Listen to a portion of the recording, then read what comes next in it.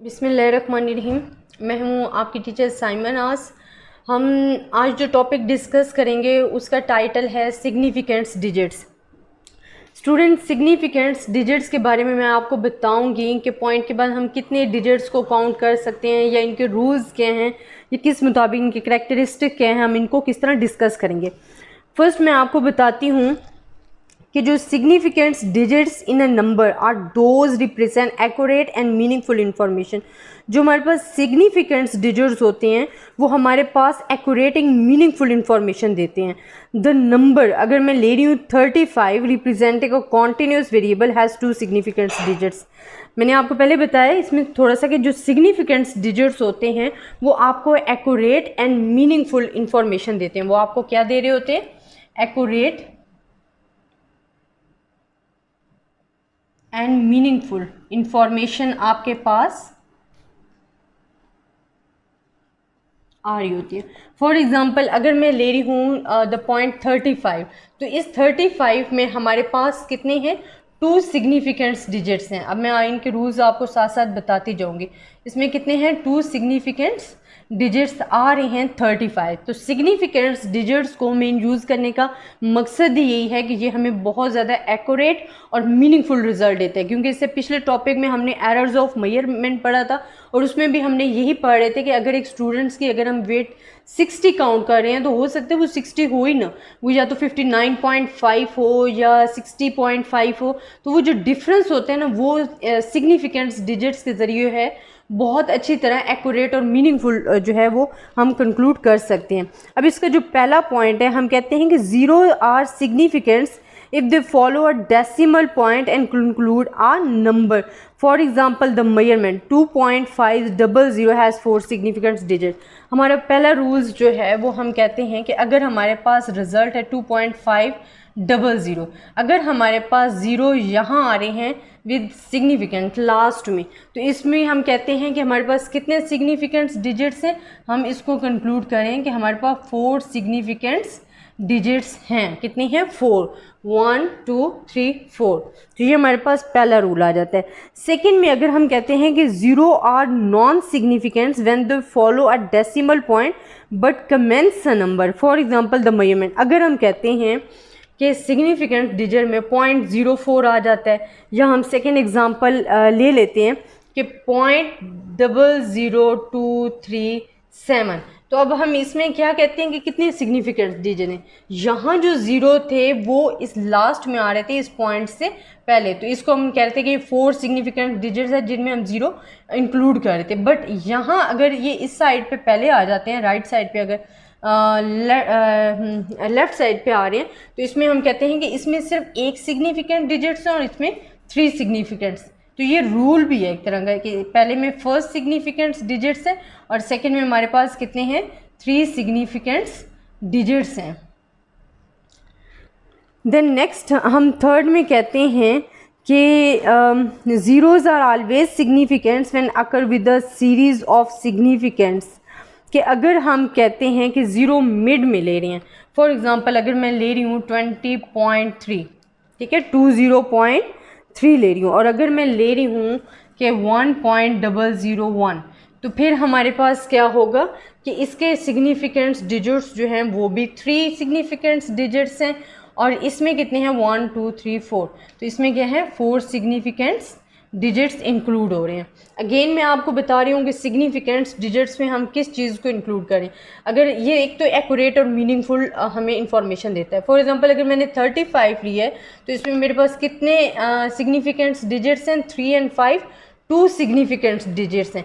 इसी तरह अगर मेरे पास 0 लास्ट में राइट साइड पे आएंगे तो हम इसको इंक्लूड करेंगे इन सिग्निफिकेंट्स डिजिट्स में। तो ये क्या आ जाएगा? 2.500 जो मैंने एग्जांपल दिए, इसमें हमारे पास 4 सिग्निफिकेंट डिजिट्स हैं।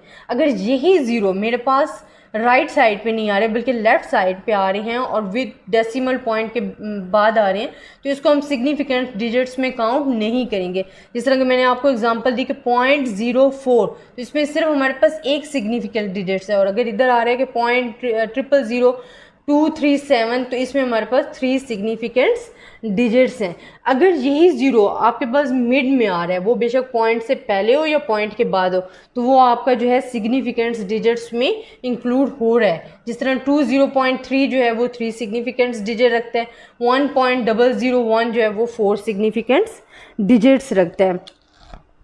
अब इसी तरह हमें कुछ चीज़ें इसमें याद भी रखनी चाहिए कि अगर सिग्निफिकेंट्स डिजिट्स जो हैं not disturb by the location और द डेसिमल पॉइंट, कि ये कभी भी किसी भी लोकेशन या डेसिमल पॉइंट के ज़रिए डिस्टर्ब नहीं हो सकते। अब इसमें कुछ चीज़ें हमने रिमेंबर रखनी है।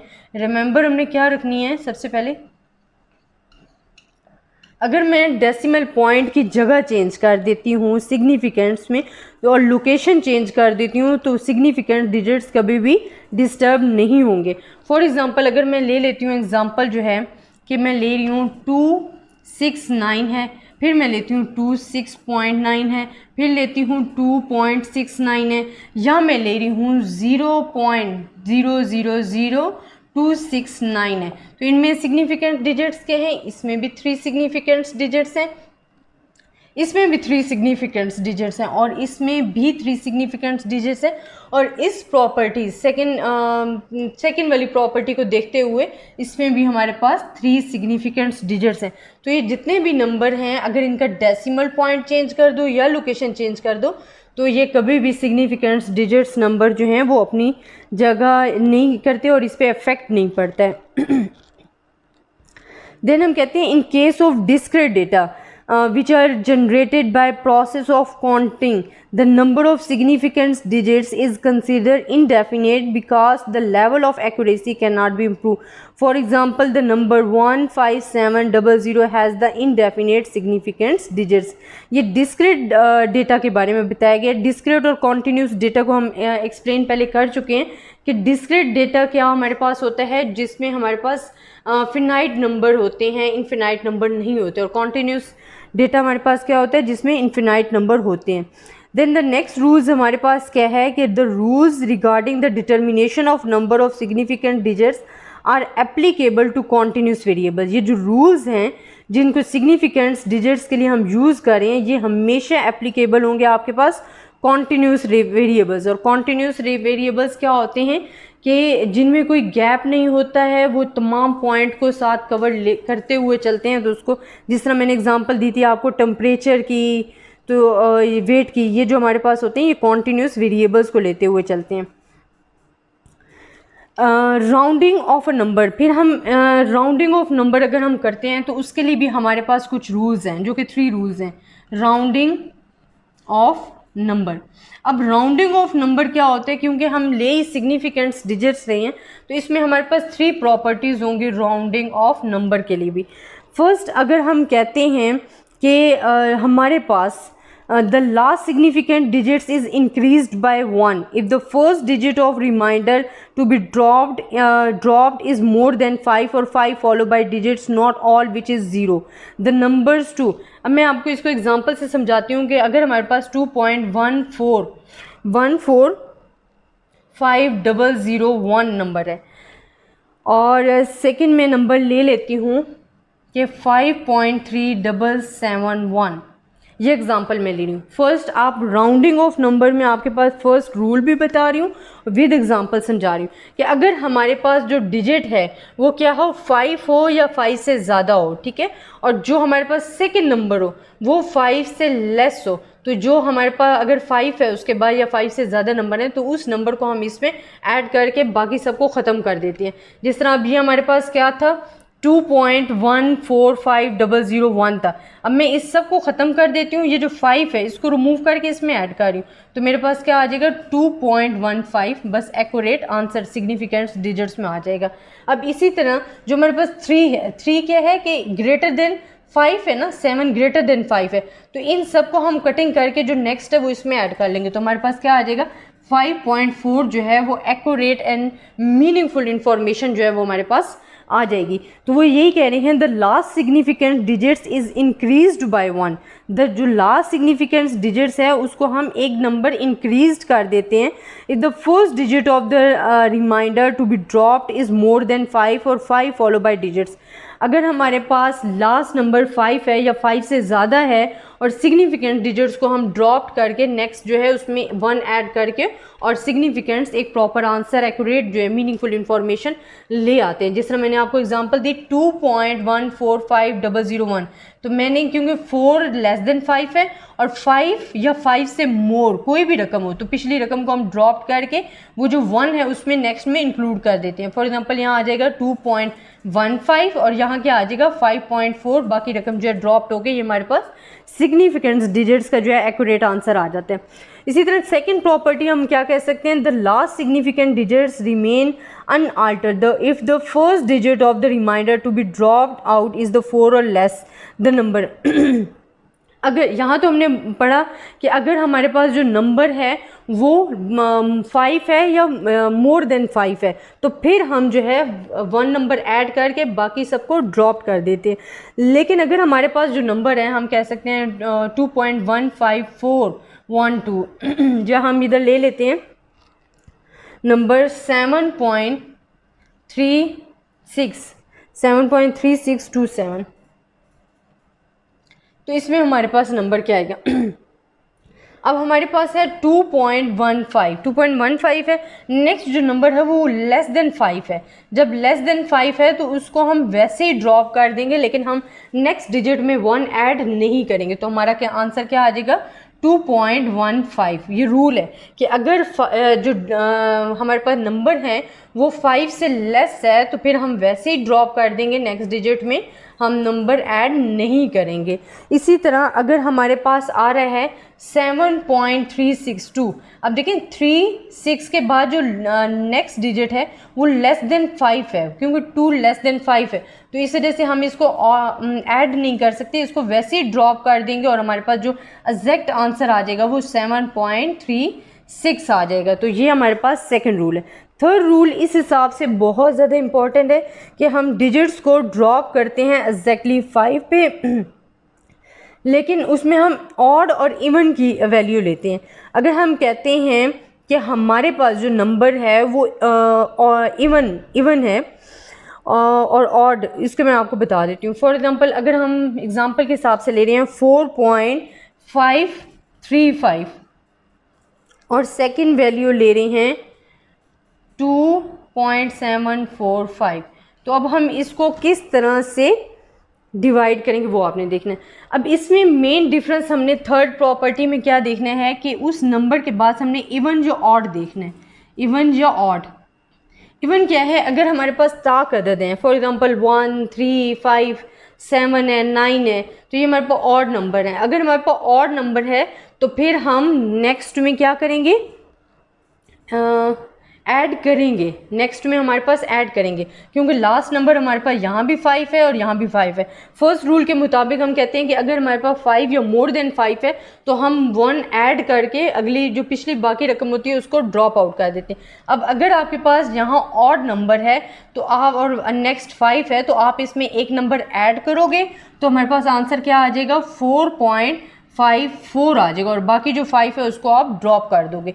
इसी तरह अगर आपके पास इवन नंबर है, जिस तरह 2 है, 4 है, 6 है, 8 है, इस तरह के अगर नंबर हैं और नेक्स्ट पे 5 है तो फिर आप उसमें 1 ऐड नहीं करोगे, क्योंकि ये एक रूल है।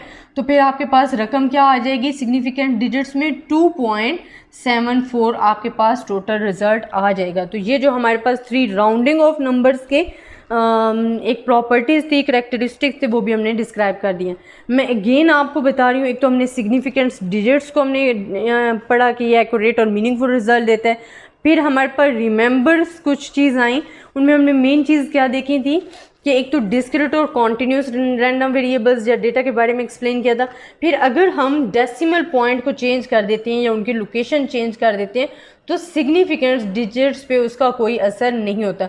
जिस तरह मैंने आपको एग्जांपल दी थी कि अगर आप ले रहे हो 269 या 26.9 ले रहे हो या 2.69 ले रहे हो, या अगर आप ये वाली वैल्यू ले रहे हो, आपके पास जो सिग्निफिकेंट डिजिट्स हैं वो इसमें भी 3 हैं, इसमें भी 3 हैं, इसमें भी 3 हैं और उसमें भी 3 हैं।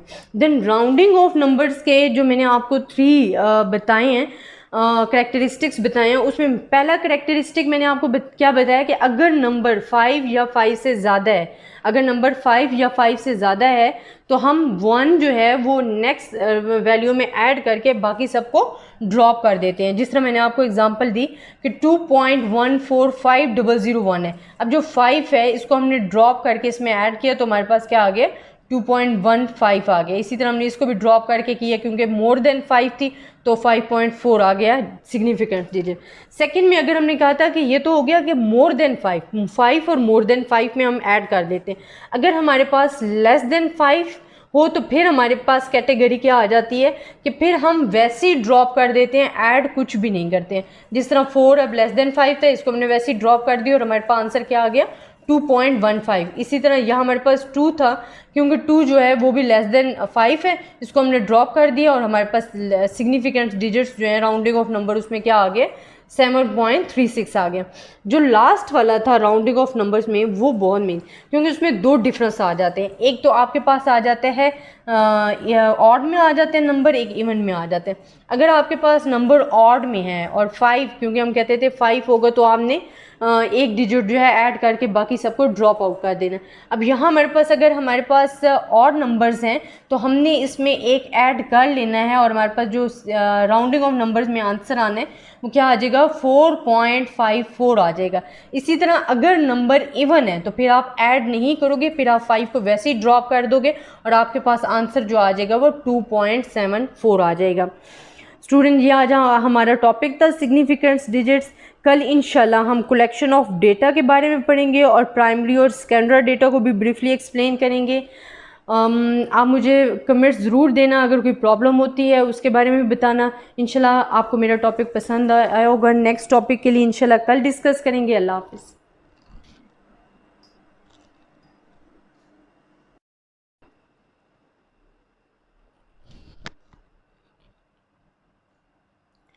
बिस्मिल्लाहिर्रहमानिर्रहीम। स्टूडेंट्स, मैं हूं आपकी टीचर साइमा नाज। आज मैं 3rd ईयर के चैप्टर नंबर 1 का टॉपिक लाई हूं, collection of data. Student, data क्या है? सबसे पहले तो हम क्लियर करें ना कि डेटा किसको कहते हैं। तो हम कहते हैं कि information of raw facts and figure. हमारे पास कौन सी information? Information of raw facts and figure is called data. तो ये इसकी डेफिनेशन भी है। डेटा हमारे पास क्या होता है? Information of raw facts and figure is called data. अब कलेक्शन ऑफ डेटा के हम इसमें मेथड भी पढ़ेंगे, मगर सबसे पहले हम इसके बारे में कुछ इन्फॉर्मेशन लेते हैं, इंट्रोडक्शन लेते हैं। तो हमारे पास होता है कि जो मोस्ट इम्पॉर्टेंट स्टैटिस्टिकल पार्ट है वो क्या होता है? डेटा। अब हम क्या कह रहे होते हैं कि जब भी हम किसी चीज़ में इंटरेस्टेड हैं, जिसको हमने अपनी पॉपुलेशन कहा है और हमने उसके लिए डेटा कलेक्ट करना है, तो हमारा जो फर्स्ट और मोस्ट इम्पॉर्टेंट पार्ट होता है वो क्या होता है? कलेक्शन ऑफ डेटा है, कलेक्शन ऑफ डेटा। तो ये हमारे पास स्टैटिस्टिकल वर्क है जो कि कलेक्शन ऑफ डेटा बहुत ही मोस्ट इम्पॉर्टेंट जिसे पार्ट कहते हैं हम स्टैटिस्टिक का। तो हम कहते हैं कि statistical data are collected either by complete enumerations of the whole field called census, which in many cases would be too costly and too time consuming. It perhaps requires large number of enumerators and supervisory staff or to partial enumerators associated with the sample which saves much time and money. अब हम क्या कहते हैं कि जो हमारे पास collection of data है, जब हमने उसे कलेक्ट करना है, अगर तो हमारे पास एरिया जो है, अगर हमारे पास एरिया जो है वो टू मच वास्ट है, बहुत ज़्यादा वसी है, बहुत बड़ा है, जो हमारी पॉपुलेशन है उस एरिया की, जो जिस चीज़ में हम इंटरेस्टेड हैं, मैंने आपको पॉपुलेशन का पहले भी बता दिया था कि द पार्ट ऑफ पॉपुलेशन क्या होती है कि जिस चीज़ में हम इंटरेस्टेड होते हैं उसको हम क्या कहते होते हैं? पॉपुलेशन कहते हैं। कि जिस चीज़ में हम इंटरेस्टेड हैं, जिस फिगर में जिस चीज़ को हमने मालूम करना है उसको हम अपनी पॉपुलेशन कहते हैं। अगर तो एरिया बहुत बड़ा है तो पॉपुलेशन और के लिए हमने जो डेटा कलेक्ट करना है वो हमारे लिए क्या हो सकता है? वो टाइम कंज्यूमिंग हो सकता है। वो टाइम कंज्यूमिंग कि बहुत ज़्यादा टाइम लेगा, फिर हमारे पास लॉस्ट ऑफ मनी हो सकता है, ठीक है, कि मनी बहुत ज़्यादा खर्च होगी। और टाइम बहुत ज़्यादा खर्च होगा। फिर इससे क्या होता है कि अगर एरिया बहुत ज़्यादा बड़ा है तो हम एफिशिएंट और ट्रू रिज़ल्ट होता है, जो कि ट्रू रिज़ल्ट के करीब हो, वो हमें हासिल नहीं हो सकता। तो कलेक्शन ऑफ डेटा के लिए अगर हम कहें कि अगर हमारे पास एरिया जो है वो बहुत ज़्यादा वास्ट है, बहुत बड़ा है, वसी है, तो उसके लिए हम सैम्पल्स, जो हमने एक मेथड पढ़ा था कि the part of the population, हम कुछ सैम्पल सेलेक्ट कर लेते हैं, उसके ज़रिए हम क्या करते हैं कि अपना जो रिज़ल्ट है उसको ऑब्टेन करने की कोशिश करते हैं। तो वो हमारे पास क्या हो जाता है, टाइम भी सेव हो जाता है, मनी भी सेव हो जाती है, और जो रिज़ल्ट होता है वो भी एफिशिएंट हो जाता है। वो क्या हो जाता है, इसमें जो हमारे पास रिज़ल्ट आएगा वो भी हमारे पास क्या होगा, एफिशिएंट होगा। तो ये जो सैम्पल है कलेक्शन ऑफ डेटा के, इसके लिए कहते हैं। बट अगर हम देखा जाए तो जो डेटा है उसको हम क्लासिफाइड कर रहे होते हैं। फॉर एग्जांपल, अगर हमारे पास हम डेटा की, हमने पढ़ा है कि जो डेटा है वो collection of raw facts and figures होते हैं। एरिया अगर टू मच वास्ट है तो हमारे पास टाइम कंज्यूमिंग हो जाता है, लॉस्ट ऑफ मनी हो जाता है, एफिशिएंट नहीं होता, क्योंकि एरिया बहुत बड़ा होता है और उसको जो कलेक्ट करने के लिए हमें एक स्टाफ की ज़रूरत होती है, जो सुपरवाइज़र्स की ज़रूरत होती है, हमें इंफॉर्मेशन, टू मच इंफॉर्मेशन चाहिए हो जाती है, जो क्योंकि ये कलेक्ट ही ह्यूमंस कर रहे हैं तो इसमें मिस्टेक्स के चांस तो होते हैं। सैम्पल्स का तरीका इस वजह से हम कहते हैं कि सैम्पल्स होते ही इस वजह से हैं कि जब हमारे पास पॉपुलेशन बहुत ज़्यादा होती है, लार्ज पॉपुलेशन होती है, तो हम सैम्पल्स का मेथड सेलेक्ट करते हैं। उसके ज़रिए क्या होता है कि हम अपने जो टाइम भी सेव कर लेते हैं, मनी भी सेव हो जाती है, और जो हमारे ह्यूमंस जो उस पर रिसर्च कर रहे होते हैं, रिसर्चर जो है, वो ईज़िली उन सब सैम्पल्स को डीपली स्टडी कर सकते हैं। तो ये हमारे पास जो मेथड है वो ज़्यादा एफिशिएंट होता है। बट अब बात आ जाती है कि डेटा को क्लासिफाइड हमने करना है या डिवाइड करना है। तो हमारे पास जब डेटा डिवाइड होता है तो वो दो तरह का होता है। एक तो हम कहते हैं प्राइमरी डेटा होता है, इसके बारे में भी हम ब्रीफली एक्सप्लेन करेंगे, और एक हम कहते हैं सेकेंडरी डेटा होता है। अब इन दोनों के बारे में भी मैं डिफरेंस बताती हूँ, सेकेंडरी और प्राइमरी डेटा के बारे में। प्राइमरी डेटा हम कहते हैं कि when data have not gone any other statistical treatment. इसकी डेफिनेशन भी ये है, have not gone any statistical treatment. इन दोनों में डिफरेंस डीपली आपको एक्सप्लेन करती हूँ, बट ये सम डेफिनेशन है, ये इसकी प्राइमरी की डेफिनेशन है। अब सेकेंडरी की कहते हैं कि have undergone statistical treatment at least one. तो हमारे पास अब डिफरेंस क्या है, प्राइमरी डेटा की अगर आप डेफिनेशन भी कह सकते हो कि हम कहते हैं कि प्राइमरी डेटा किसको कहते हैं, have not gone any statistical treatment. हमारे पास स्टैटिस्टिकल ट्रीटमेंट क्या होता है, क्योंकि स्टैटिस्ट हमने क्या कहा था, the process drawing, analysing, representing and obtain result about data is called the statistic. अब जो प्राइमरी डेटा होता है उसमें को हम कहते हैं कि वो इनमें से किसी चीज़ में से नहीं गुजरा होता है, उस पर कोई स्टैटिस्टिकल ट्रीटमेंट अप्लाई ही नहीं की जाती कि have not undergone any statistical treatment. तो इसमें हमारे पास क्या है, वो किसी भी स्टैटिस्टिकल ट्रीटमेंट से नहीं गुजरा होता है, रॉ डेटा होता है, जैसे आपने कलेक्ट की है, अभी आपने ना उसको एनालाइज किया है, ना ऑब्जर्व किया है, ना उस पर कोई फार्मूला अप्लाई किया है, ना उसका रिजल्ट निकाला है, ना उसको इन्फ्रेंशियल और डिस्क्रिप्शन स्टैटिस्टिकल में डिवाइड की है, तो वो हमारे पास क्या होता है, प्राइमरी डेटा होता है। जब हम बात करते हैं सेकेंडरी डेटा के, तो उसकी डेफिनेशन भी हमने यही बताई है कि have undergone any statistical treatment at least once, have undergone any statistical treatment at least once, कि जो at least one time statistical treatment से गुजर के जो हमारे पास डेटा आता है उसको हम क्या कहते हैं, सेकेंडरी डेटा कहते हैं। मैं आपको दोबारा बता रही हूँ कि जो डेटा है, data are classified into two sources है। फर्स्ट आप कहते हो प्राइमरी डेटा है, देन सेकंड आप कह रहे हो सेकेंडरी डेटा है। तो data that have been originally collected and have not gone undergone any sort of statistical treatment are called the primary data, while the data that have undergone any sort of treatment by statistical method at least one, that is called the secondary data. अब मैं आपको बताती हूँ कि जब हम research करते हैं तो उसमें हमारे पास सम इम्पॉर्टेंट स्टेप्स होते हैं जब हम रिसर्च कर रहे हैं किसी चीज़ के बारे में. स्टूडेंट, ये तो आपको क्लियर हो गया होगा कि हमारे पास जो कलेक्शन ऑफ डेटा है, तो डेटा हमारे पास क्या होता है, information of raw facts and figure है कि हमारे पास कोई भी फैक्ट्स एंड फिगर हम ले रहे हैं, इंफॉर्मेशन हासिल कर रहे हैं, वो हमारे पास डेटा है. फिर मैंने ये भी बताया था कि वास्ट, अगर पॉपुलेशन बहुत ज़्यादा लार्ज है, एरिया बहुत ज़्यादा बड़ा है, उसके लिए हमने क्या करना है, कौन सा मेथड अप्लाई करना है. फिर जो डेटा डिवाइड हो रहा है वो दो में क्लासिफाइड हो जाता है, डिवाइड हो जाता है. एक प्राइमरी डेटा होता है, एक सेकेंडरी डेटा होता है. प्राइमरी डेटा जो है वो have not undergone any statistical treatment, वो किसी भी स्टैटिस्टिकल ट्रीटमेंट में से नहीं गुजरा होता. और जो सेकेंडरी डेटा होता है वो किसी न किसी ट्रीटमेंट में से, स्टैटिस्टिकल ट्रीटमेंट में से एटलीस्ट वंस टाइम गुजर जाए तो उसको हम क्या कहते हैं, हमारा सेकेंडरी डेटा होता है. अब मैं आपको कुछ बताती हूँ कि जब हम सर्वे करते हैं तो उसके लिए हमें कुछ इम्पॉर्टेंट स्टेप्स की ज़रूरत होती है.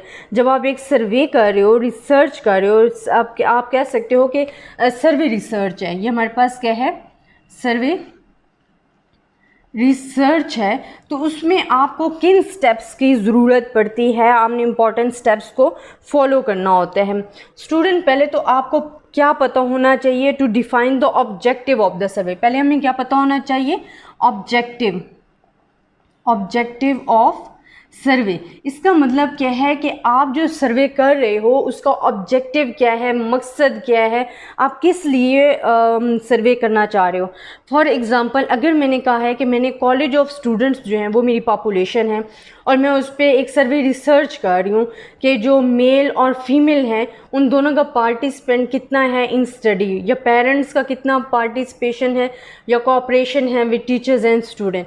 तो मेरा जो ऑब्जेक्टिव ऑफ सर्वे होगा वो मेरे पास क्या होगा कि मैंने मेल और फीमेल्स जो स्टूडेंट्स हैं, कॉलेज के स्टूडेंट्स हैं, उन पे सर्वे करना है कि वो किस तरीके से उनके पेरेंट्स उनके साथ कोऑपरेट कर रहे हैं, या वो खुद कैसे पढ़ रहे हैं, या फीमेल ज़्यादा बेटर परफॉर्म कर रही हैं या मेल ज़्यादा बेटर हैं, उनकी एक्टिविटीज़ क्या हैं. तो ये मेरा ऑब्जेक्टिव ऑफ द सर्वे होगा. तो कोई भी अगर आप सर्वे कर रहे हो तो उसका फर्स्ट स्टेप जो होता है वो क्या होता है, objective of the survey.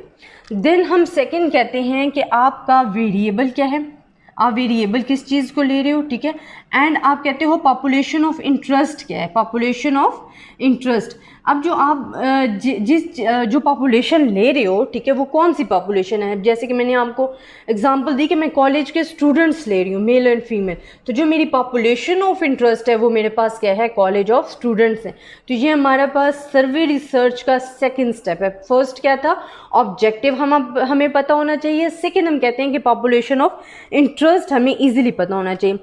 Then third जो हमारे पास स्टेप होता है, हम कहते हैं कि to define the data collection and data measuring scheme. अब data collection, to define data collection and measuring scheme.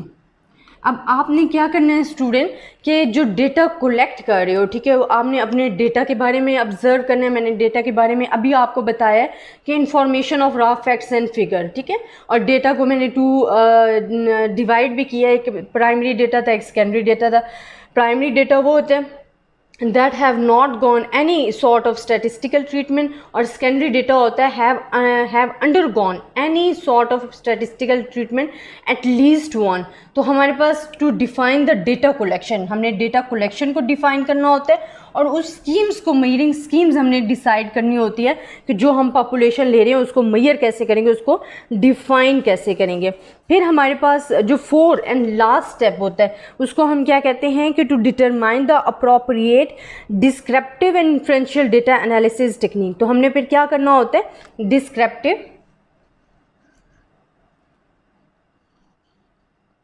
Descriptive and inferential statistical scheme. फिर हमने क्या बताना होता है कि डिस्क्रिप्टिव या इन्फ्रेंशियल स्टैटिस्टिकल, अगर हम टेक्निक्स या स्कीम, आप टेक्निक्स का वर्ड यूज़ करो तो ज़्यादा बेहतर है कि स्टैटिस्टिकल टेक्निक्स हमने यूज़ करनी होती हैं इसके बारे में।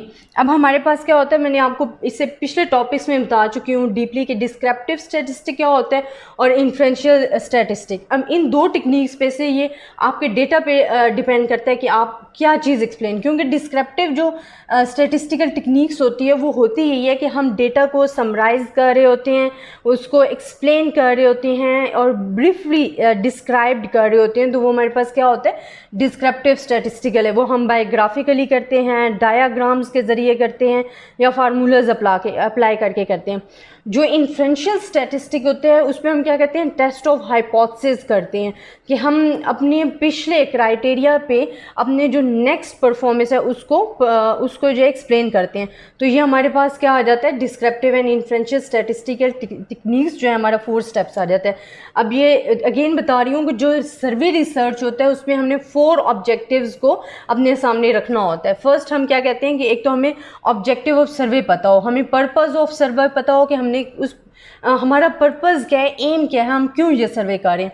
सेकंड, हमें वेरिएबल और पॉपुलेशन ऑफ इंटरेस्ट जो है हमारी वो क्लियर होनी चाहिए। थर्ड, हमारे पास स्टेप क्या था कि हमें डेटा कलेक्शन पता होना चाहिए एंड मेजरिंग स्कीम कि हमने उसे कैसे मेजर करना है, उसको कैसे एनालाइज करना है, प्रेजेंट करना है। थर्ड पे कि वो डिस्क्रिप्टिव एंड इन्फ्रेंशियल टेक्निक्स पे से हम देखते हैं कि हमारे डेटा पे कौन सी टेक्निक्स जो है वो ज़्यादा सूटेबल है।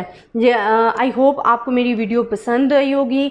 आप मेरे यूट्यूब चैनल को सब्सक्राइब कर सकते हैं, नाज अकेडमी को, और इंशाल्लाह मैं आपके लिए और भी इंफॉर्मेटिव वीडियोस लाऊंगी। इंशाल्लाह जो हमारे पास कल टॉपिक होगा वो होगा कलेक्शन ऑफ प्राइमरी डेटा, जिस पे सर्वे रिसर्च में आपको डीपली एक्सप्लेन करूँगी विद एग्जाम्पल।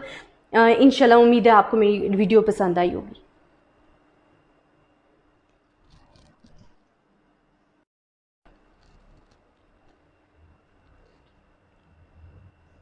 बिस्मिल्लाहिर्रहमानिर्रहीम। मैं हूं आपकी टीचर साइमना। स्टूडेंट, आज हम पढ़ेंगे collection of primary data survey research के बारे में। कलेक्शन ऑफ प्राइमरी, क्योंकि कल हमने कहा था डेटा जो है वो रॉ फैक्ट्स एंड फिगर हैं और हमने उनको क्लासिफाइड किया था एक तो प्राइमरी डेटा में, दूसरा सेकेंडरी डेटा में। तो प्राइमरी डेटा हम कहते हैं कि ऐसा डेटा है जो किसी भी स्टैटिस्टिकल ट्रीटमेंट में से नहीं गुजरा होता है, have not undergone any sort of statistical treatment is called the primary data, and have not undergone any sort of treatment is called a primary data. और सेकेंडरी डेटा हमारे पास क्या था कि have undergone any sort of statistical treatment at least one, कि कम से कम एक बार अगर statistical treatment से हमारे पास डेटा गुजरा है तो वो हमारे पास सेकेंडरी डेटा है। अब इसके हम सर्वे रिसर्च पढ़ेंगे, तो इसके ये टॉपिक भी मोस्ट इम्पॉर्टेंट है कि हम कहते हैं one of the more of the following methods are employed to collect primary data. First हम कहते हैं कि जो फर्स्ट मेथड है उसको हम कहते हैं direct personal investigation. Direct personal investigation. Student, इस मेथड में जो प्राइमरी डेटा, इस मेथड में हम, क्योंकि नाम से ही पता चल रहा है कि डायरेक्ट पर्सनल इन्वेस्टिगेशन है, कि हम उस बंदे से पर्सनली जो है वो इंफॉर्मेशन कलेक्ट करता है इन्वेस्टिगेटर, उससे इंटरव्यूज़ लेता है और इंफॉर्मेशन कलेक्ट करता है। लेकिन ये जो मेथड है ना, ये बहुत ज़्यादा टाइम कंज्यूम है, क्योंकि एक एक पर्सन से आप इंफॉर्मेशन ले रहे हो, उसको उसके बारे में पूछना, इंफॉर्मेशन को फुलफिल करना, डिस्क्राइब करना। फिर इसमें ये होता है क्योंकि ये पर्सनस जो हैं वो डायरेक्ट पर्सनल, जो इन्वेस्टिगेटर है वो एक डायरेक्ट पर्सनल इंटरव्यूज़ ले रहा है, एक तो टाइम कंज्यूमिंग भी हो जाता है, दूसरा इसमें मिस्टेक्स का भी ज़्यादा चांस होता है, जो हमारा रिजल्ट होता है वो ज़्यादा एफिशिएंट नहीं हो सकता, और ये मनी कंज्यूमिंग भी है, बहुत ज़्यादा मनी भी खर्च होती है। इसको आप कह सकते हो कि the investigator collect the information personally from individual concerned, since he interviews the information himself. Information collected is generally considered quite accurate and complete. This method very costly है, time consuming है, when the area is covered to be vast। ठीक है, अगर हमारे पास area जो है वो बहुत बड़ा है, वास्ट है, तो ये हमारे पास क्या हो जाएगा कि टाइम कंज्यूमिंग मेथड हो जाएगा। फिर हमारे पास जो सेकंड मेथड है, हम जो सेकंड मेथड जिसको कह रहे होते हैं, हमारे पास इनडायरेक्ट इन्वेस्टिगेशन आ जाता है। सेकंड मेथड हमारे पास क्या है, इनडायरेक्ट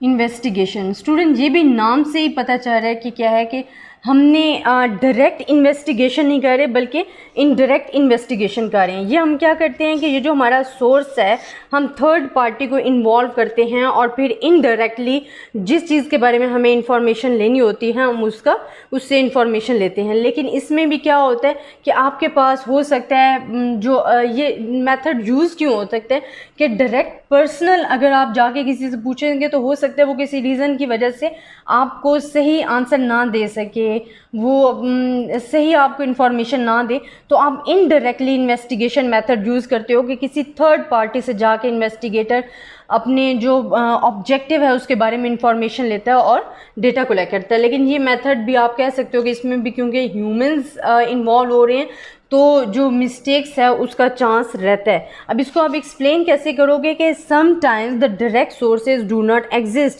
हाँ, हो सकता है कि आपके पास डायरेक्ट सोर्सेज भी एग्जिस्ट ना करते हो, information hesitate to response for some reasons और अदर, और जो इन्फॉर्मेंट्स हैं जो आपके पास पर्सन है वो हेजिटेशन फील करता हो किसी रीजंस की वजह से अपनी इन्फॉर्मेशन देने से। थर्ड पार्टी और witness having information are interviewed, तो जो थर्ड पार्टी होती है वो उसके बारे में इंटरव्यू देती है। As some of the informants are likely as deliberately give wrong information, so this method is sometimes have the personal bias हो जाता है कि हो सकता है थर्ड पार्टी आप को सही तरह से ना दे पा रही हो इंफॉर्मेशन, तो आपके पास जो है बाइस जो कि हमने पढ़ा था कि एरर जो है वो आ सकता है आपकी रिज़ल्ट में। फिर हमारे पास क्या हो जाता है, जो थर्ड मेथड है कलेक्शन थ्रू क्वेश्चनेयर, और ये कहते हैं कि सबसे सॉलिड मेथड है अगर देखा जाए कलेक्शन थ्रू क्वेश्चनेयर। अब स्टूडेंट इसमें हमारे पास क्या आ जाता है क्वेश्चनेयर।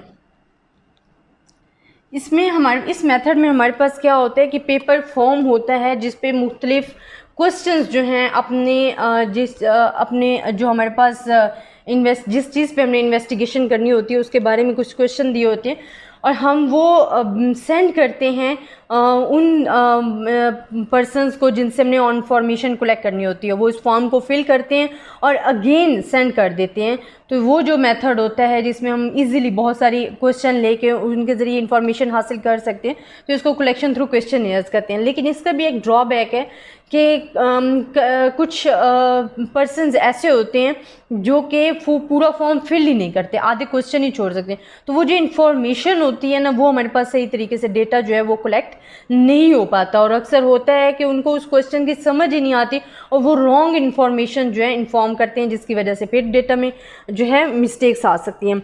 तो हमारे पास ये क्या इसके बारे में मैं आपको थोड़ा सा बताऊँगी कि a questionnaire is an inquiry for comparing of number of pertinent questioning with the space of entering information asked। ये हमारे पास क्या होती है, the questionnaires are usually sent by mail and informants are requested to return the questionnaire to the investigator after doing the needful within a certain period। This method is cheap, fairly respondents, but sometimes हमारे पास error या कहाँ से आ सकते हैं, या in spite of these drawbacks the method is consider return incomplete and full of errors. इसका जो main drawbacks है कि क्या होता है कि अक्सर जो है इसको फुल ऑफ एरर्स होता है या वो फुलफिल ही नहीं करते। तो इसको अगर एरर हमने ड्रॉबैक को ख़त्म करना है तो इसके लिए हमें क्या होते हैं, ट्रेंड पर्सन चाहिए होते हैं। अगर इसमें हमने ड्रॉबैक, क्योंकि ये जो मेथड है ये ज़्यादा फेयरली भी है और इजीली है और टू मच कॉस्टली नहीं है, तो ये मेथड ज़्यादा इंफॉर्मेशन हमें दे सकते हैं। बट इसके लिए अगर ड्रॉबैक्स कम से कम लाने हैं तो उसके लिए हमें ट्रेंड इन्फॉर्मेंट्स चाहिए होते हैं जो कि अच्छी तरह डील कर सकें और उस चीज़ को समझ भी सकें। देन फोर्थ हमारे पास होता है कलेक्शन थ्रू इन्यूमरेटर्स। अब कलेक्शन थ्रू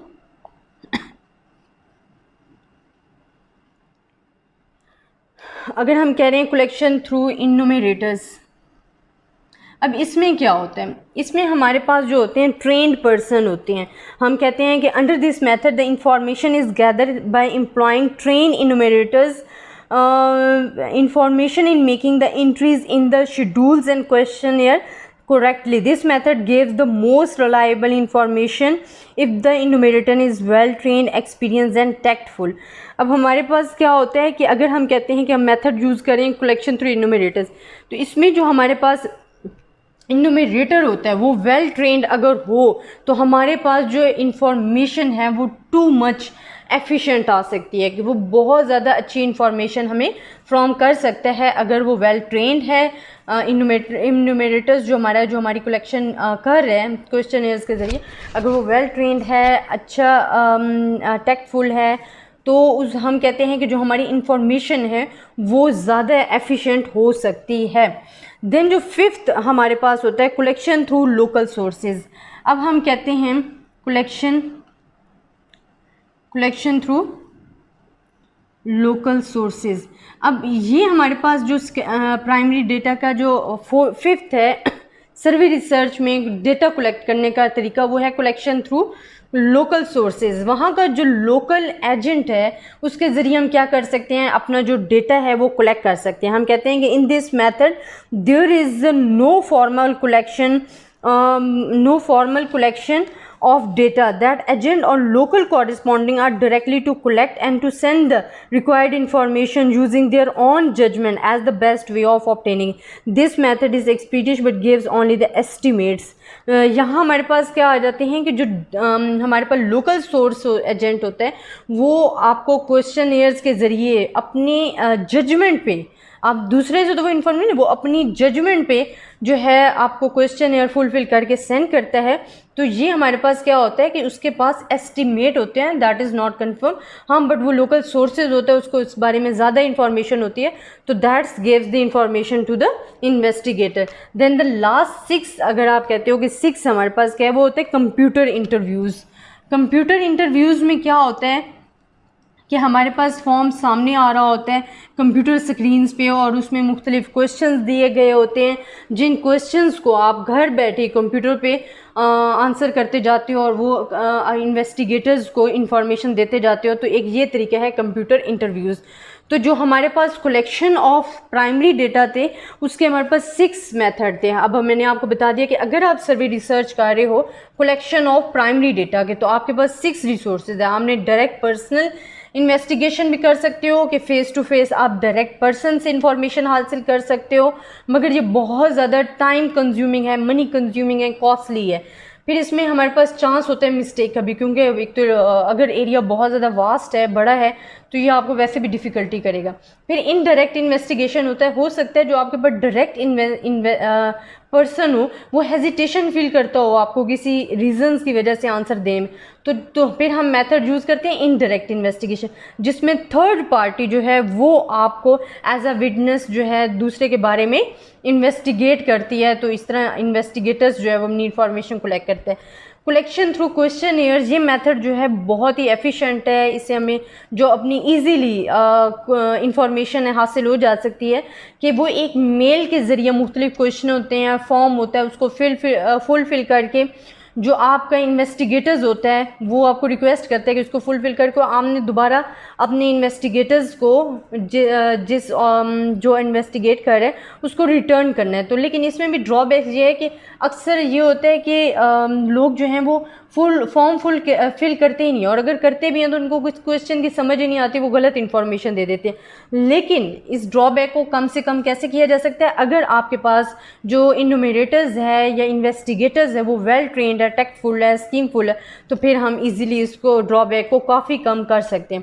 फिर कलेक्शन थ्रू इन्यूमरेटर्स, कि जब आपके पास वेल ट्रेंड इन्यूमरेटर्स होंगे तो वो इजीली आपसे डेटा कलेक्ट कर सकते हैं। फिर क्या आ जाता है कलेक्शन थ्रू लोकल सोर्सेज। अब लोकल सोर्स जो आपका एजेंट है वो आपको इंफॉर्मेशन देता है उस एरिया के बारे में, लेकिन वो अपनी जजमेंट पे दे रहा है, वो आपको अपनी जजमेंट, अपना आइडियाज़, अपना नज़रिया बता रहा है। तो इसमें आपके पास एस्टिमेट्स आ सकते हैं, but not you can say कि एफिशिएंट एंड ट्रू रिजल्ट आ सकते हैं, क्योंकि it's depend upon the judgement of the agent. ये जजमेंट पे डिपेंड कर रहा होता है। तो ये आपको क्या दे रहा होता है, मेट्स दे रहा होता है, ये एस्टीमेट्स की बुनियाद पे बेसिस पे आपको दे रहा है। देन द लास्ट वन हमारे पास क्या आ जाता है कि कंप्यूटर इंटरव्यूज़, कि लास्ट वन मेथड आपका क्या है कि आप कंप्यूटर की स्क्रीन पे क्वेश्चंस देखते जाते हो, आपने उस फॉर्म को फिल करना होता है और इस तरह आप जो है अपने डेटा के बारे में इन्वेस्टिगेटर्स को इन्वेस्टिगेट कर अपनी जो इन्फॉर्मेशन है वो प्रोवाइड कर सकते हो। तो स्टूडेंट ये था हमारा आज का topic, collection of primary data survey research पे हमने पढ़ा है। इंशाल्लाह कल हम experiment research and secondary research और उसके यूजेस के बारे में पढ़ेंगे। आई होप कि आपको मेरी वीडियो पसंद आई होगी। आप मेरे चैनल को सब्सक्राइब कीजिएगा, नाज अकेडमी। तब तक के लिए अल्लाह हाफिज़। नेक्स्ट टॉपिक के साथ इंशाल्लाह फिर हाजिर होंगे।